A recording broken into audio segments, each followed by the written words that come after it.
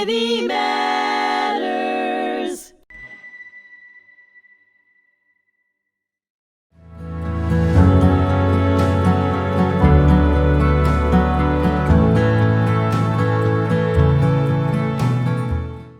Hello, and thank you for joining me today. I'm your host, Arnie Herz, and on today's episode of Habits of a Whole Heart on HMTV, my special guest, Bernie Furshpan, will join me for a conversation about this important topic.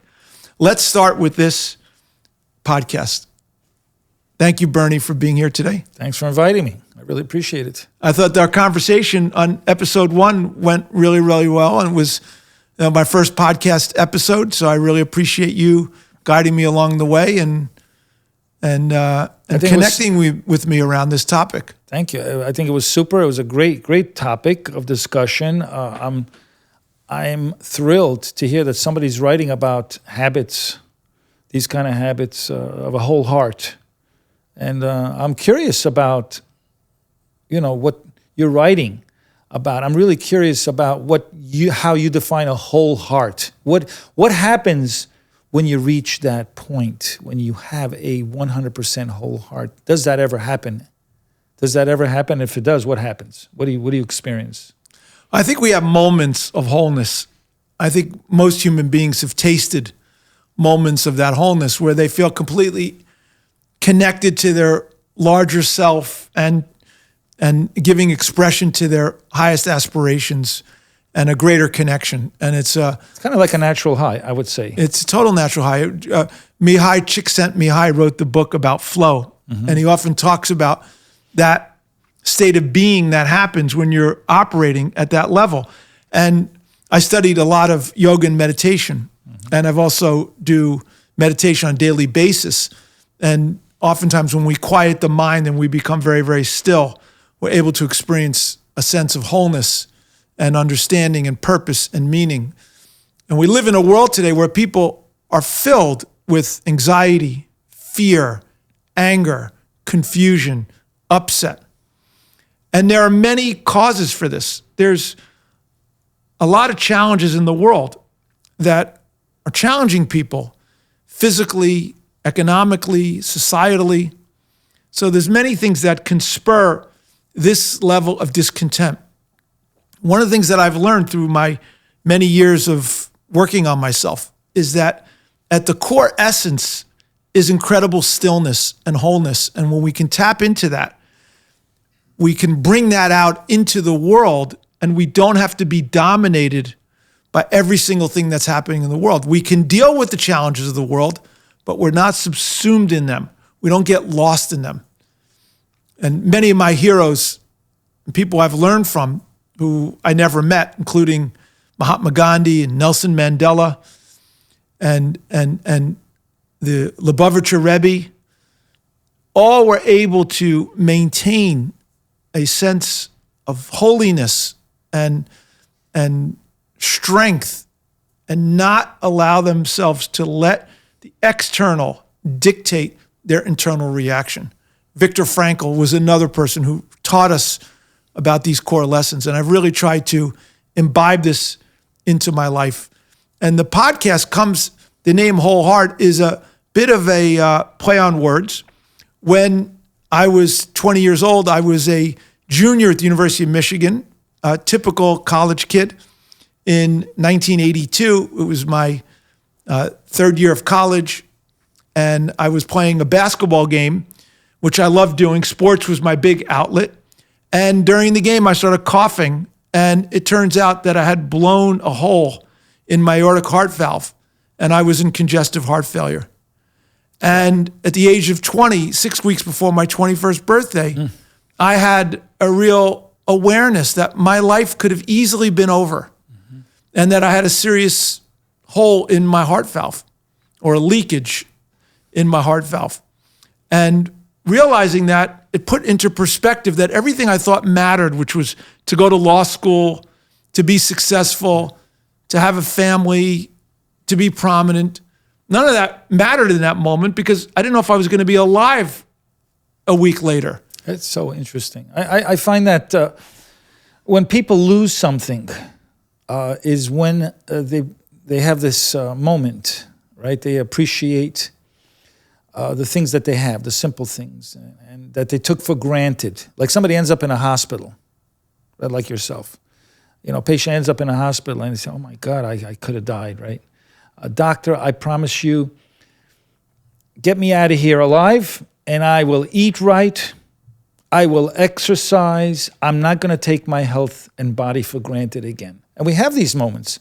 And then we get back into the old bad habits and we forget what it was like to feel grateful, appreciative, whole, completely whole, in love with life, loving the people around us, appreciating the simple things that we take for granted, that we just kind of like disconnected from. And we get stuck in our head. And the key is to get out of our head, isn't it? I think that's the key. I practiced transcendental meditation for a good number of years, and I did yoga just like yourself. We have a similar story. So I had these moments too, and had these realizations, these aha moments of, and you see things simply. You kind of see things like from a bird's eye point of view. You see the bigger picture. It's all about seeing that bigger picture where you can then deal with the little details. Because when we get stuck with the little details, we get caught up in it. We don't see the bigger picture and we forget about it. So I think one of the good habits that I've had was to see a bigger picture. Right. See Beautiful. How everything is connected and that we impact other people all the time. They say a butterfly flapping its wings can eventually, down the road, lead up to a thunderstorm. So we all have an impact and ripple effect on everything in life, and everything has an impact on us. And if we see that, I think we'll realize that we're really not independent of everything else, but we are a part of it. Right. And so within ourselves, what I went out in search of was, what's life about? I put off going to law school. I graduated a year later, and I took the next 4 years off, spent the bulk of that time in India studying yoga and meditation. And I really felt like it was essential for me to understand the deeper purpose and meaning of life. And this interconnectedness is one aspect, but it's not just interconnectedness with other people. It's an integration within ourselves. The reason why we're divided externally with people is because we're divided internally. And as we were sharing in the first episode, we have the human self perspective, we have our godly essence that often is not given expression. And the two of those battle for attention all the time. And generally, we default back towards the selfish perspective, the need to survive. We forget our higher purpose. This is why people who have had life-threatening experiences, who've recognized the truth of how precious life is, within 6 months, they're back to the same life, the same bad habits, the same aggravations, the same nonsense, the same failure to put it into practice.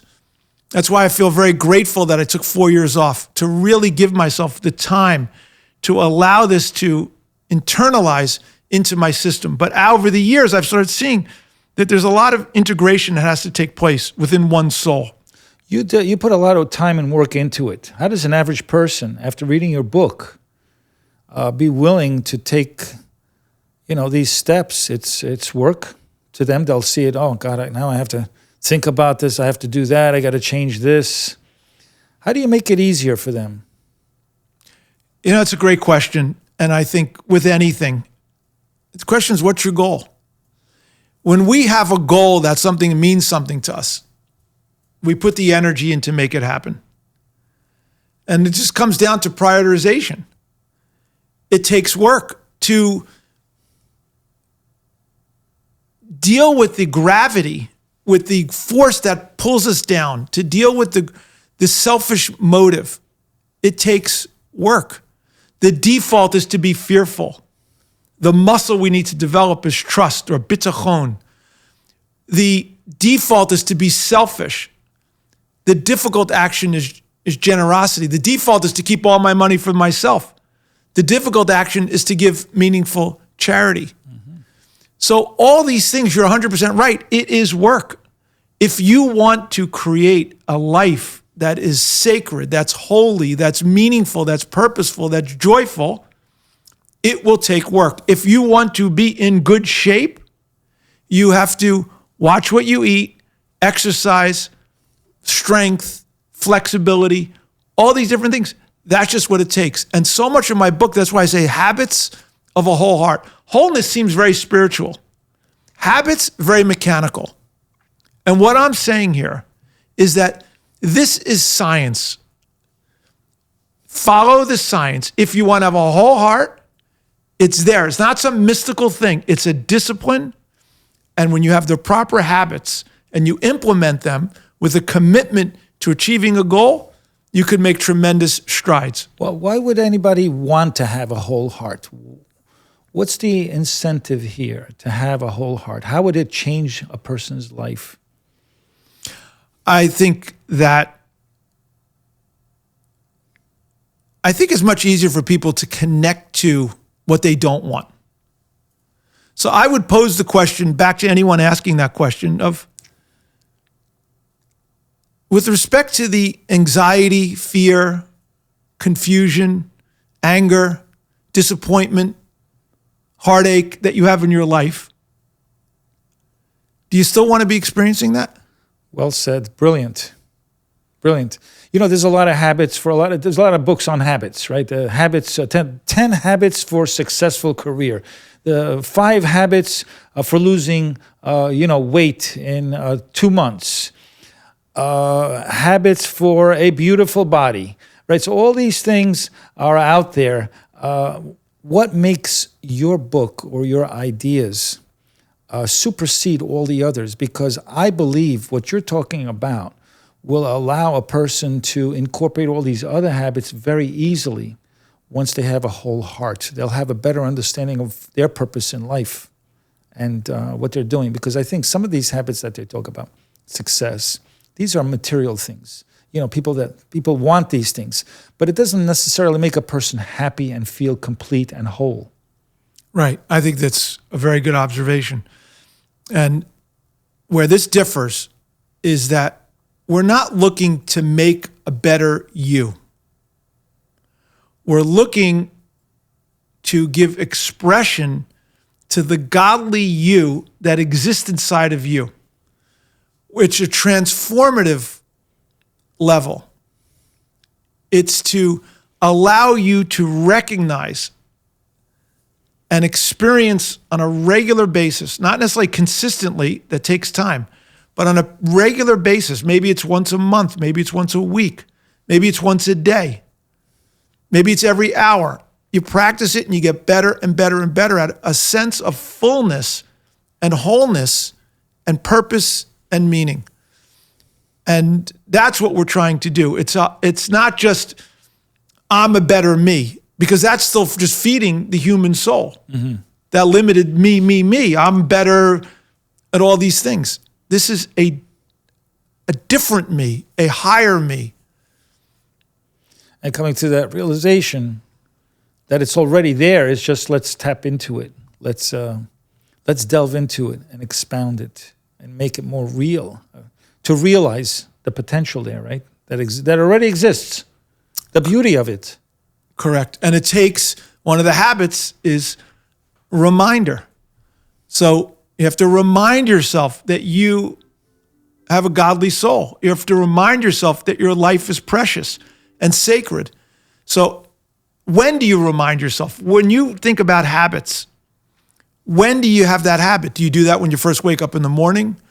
And that's the whole different for each person. How do we layer in habits so one habit triggers another habit, so this all becomes automated? Mm-hmm. And it's, again, an ongoing muscle that we're developing, just like I'm working out with weights to develop muscles. And given my name is Arnie, I'm named after Arnold Schwarzenegger. I've got my bodybuilding physique, but it takes work. It does. You know, it's true. It's true. I've had a lot of, I think, good habits that way over my life, and that's to understand people better, listen to them. And I've been asked many times, this is such a stressful situation we're going through, whether it was business or personal. How is it that you stay so calm? And what's the answer? I don't even know that they observed that. I wasn't even aware of it until they pointed it out, honestly. It's just who I am. What's to react to? How's that going to help the situation? Certainly not. I think that it's been a habit of mine to feel the pain of the other person rather than just focus on my own pain. And in this way, it's more engaging, it calms them down, and the situation is resolved in short order because I'm not feeding into it. So I think that's just me personally. And I didn't realize that it was a habit of mine until somebody pointed it out. You know, I noticed that you never really, and people like you. It's not like it turns into an ugly argument and then, and then you burn the bridge and then that's it. A lot of people tend to do that because everybody wants to be right. Nobody wants to be wrong. And I don't see it as being right or wrong. It's just a different point of view. That's all. So I love that. And I would say that, all of us have ego. All of us have moments where it's all about me. But you're wired in a lot of these situations. It's not about you. You're not personalizing. You're not taking it personally. So you're habitually, whether you're asking the question in some way or another, what needs to happen in this situation? How can I be of service to this other person? If you needed for you wouldn't be able to give to that other person. But since you feel whole within yourself, you're able to say, okay, I'm not going to take this personally. Right. And I'm just going to. And they're not taking anything away from me. I think that's a habit that I've been using myself because a lot of people are threatened that something is going to be taken away from them. And that brings up anger, a reaction. With me, I know it's not going to take anything away from me. So I feel complete. I think that's what you're talking about, this wholeness. So I can't imagine anybody could ever take anything away from me. Of course, they could take things away from me, but I feel internally, I feel whole. Right. So I think one of the things, as I'm thinking about what you're saying, is that wholeness is the natural state of affairs. The question now becomes what robs us of that sense of wholeness. So you're whole, someone's upset with you. The typical person doesn't like that someone's upset with them. So now you're upset that you're upset with me, or I'm upset with you because you don't agree with me. And now you feel contracted and angry and upset because